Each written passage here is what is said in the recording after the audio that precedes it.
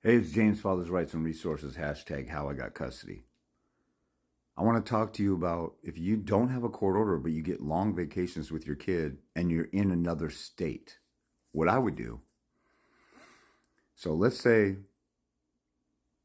I'm in Washington State and the mother moved to Texas and just uprooted my kid. And she lets me have the entire summer, spring break, Christmas break, maybe Thanksgiving. Okay. Or I can go down to Texas and visit my kid. Here's what I would do with what I know now. I've never been in a situation like that, but these are the first questions I ask guys. The mother voluntarily hands over the kid to you, and you voluntarily give the kid back and obey her like a good little slave. Why do you do that? Your child is better off with you. All the statistics, all the science, God's order, nature's order, everything else says that the children do better with a father. Why would you send the kid back to the mother, especially if your kid is struggling? So, let's say my baby's mom lets me have the kid for the whole summer. And my daughter's struggling in school. She's getting bullied. She has emotional issues. And at the end of the summer, the end of the Christmas break, the end of the spring break, she's like, Dad, I want to stay with you. And I turn around and send her back. Would you let your kids stay the night at a neighbor's house if they're a child abuser or somebody or your kid's friend's big brother is molesting everybody? Well, I don't want to hurt their feelings. That's how dumb you are when you say, well, I don't want to hurt the mother's feelings. Well, it'll just get ugly and she'll nag me. So you'd rather send your kid back to a child abuser or a neglectful parent because somebody might get mad and they might nag you. You are a lazy bum who doesn't want the inconvenience of having to fight for something. That's what the problem is. But here's what I would do. The kid's up here for the summer. Let's say the kid goes back to school in Texas September 1st and school starts in Washington August 20th. So I'm just going to enroll my kid in school and then keep her and then file for full custody up here and serve the mother down there. And the kid's already in school, already staying here. And if the mother doesn't answer the paperwork, I'm going to default her in a couple months. If the mother lets me have just all of July, here's what I would do. And here's what I would do also leading up to that.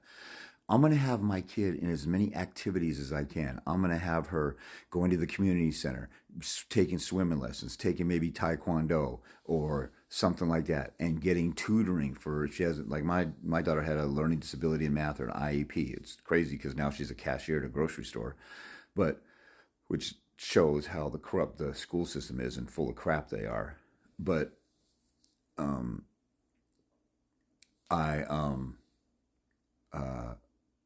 I would have her involved in all these things.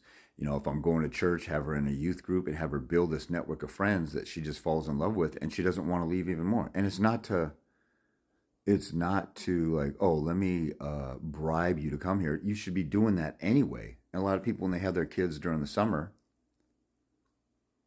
they just let them lounge around and they do their daily routine, or they let them play games or, watch TV all day long in the summer. And maybe they have them in one activity. I would I would drench the child in all kinds of activities and networks and things like that and build relationships. And then, so let's say I just have July. I'll call the mother and say, hey, look, she's doing really good. I have her going to this community center and she really likes the activities and she's made some friends. How about can we just do it a week or two more? She's doing really well and I want to do a couple things with her. I'm having her do this tutoring thing. And if the mother says no, then I'm just going to file up here and go for it and keep her. If she says yes, then we got an agreeable negotiation or an agreeable delay that helps my case. I've seen guys who have the kids for like a full year and they turn around like a little female dog or a little POSSY and they just send the kid back to the mom and the mom starts withholding the kid. And then they call me 2 or 3 years later after the mother's had custody. You had your best chance to get custody back then. Now, most of you might have heard of the UCCJEA. That's a national principle. It's a Uniform Child Custody Jurisdiction Enforcement Act. And that says wherever the child has lived 6 months, that's the state of jurisdiction. But they make exceptions for that all the time. Like, oh, if my baby's mom took off to, let's say, she took off to Texas, and a week later, I filed in Washington because the child had lived here for 5 years. She says she's 5 years old. The UCCJA would kick in my favor, but the mother can go, oh, James committed domestic violence. I want emergency jurisdiction in Texas. And then they'll do that. If I've only had the kid here a month and the mother won't work with me and let me have extra time according to our verbal agreement, then I'll ask for emergency jurisdiction. I'll just go ahead and file and see. A lot of you guys are scared to do something because the lawyer says, oh, you can't do that because the UCCJA or whatever. Why don't you just go for it and dare the other side to fight jurisdiction? A lot of you guys quit before you even start, like a PUSSY. It's ridiculous. I see people go and lie and cheat and get court cases in the wrong place. Why don't you go and just honestly file here and say the kid is best off here, and you serve the mother and you dare her to fight to change the jurisdiction. And by the time she gets around to fight, it's been another month. And then it's like the child is used to being here. The child is suffering under the mother's care.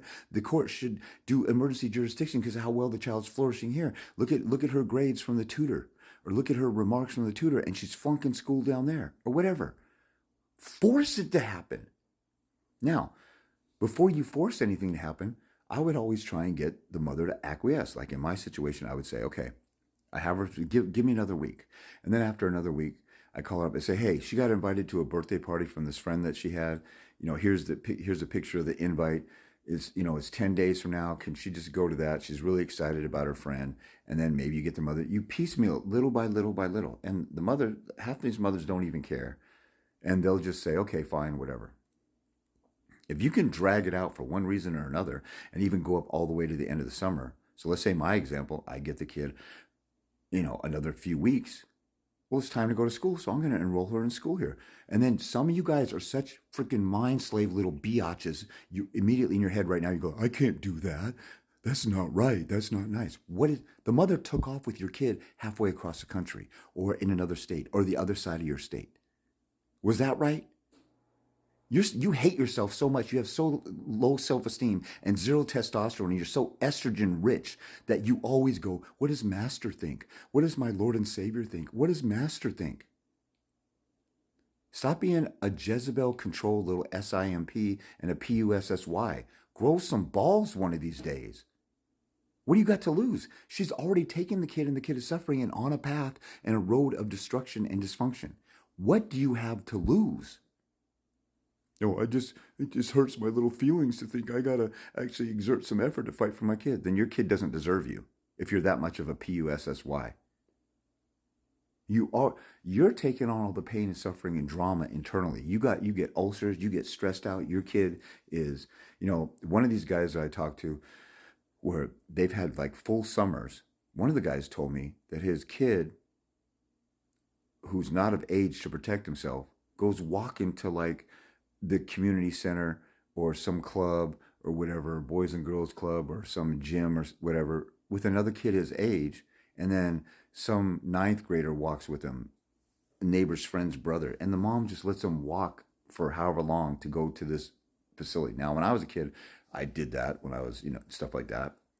There's a different time and age. There's people popping out of vans and grabbing kids and throwing them in the van and taking off, and you never see the kid again. There's a million kids go missing each year.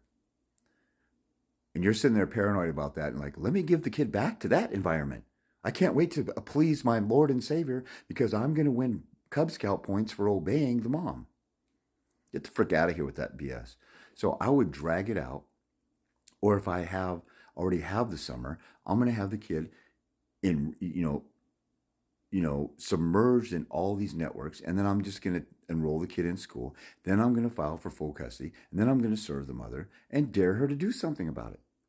But if I can get her to say, like, it's going so well. This kid our kid made friends, and she really wants to see these other kids at school. She knows some of them go to the school in the district here. Can we try it till like Thanksgiving or Christmas just for half a year and see how it goes? And if she's willing to do that, boom, you got your 6 months. Then you can get on the offensive. You can get the other side to acquiesce and agree and negotiate to drag stuff out.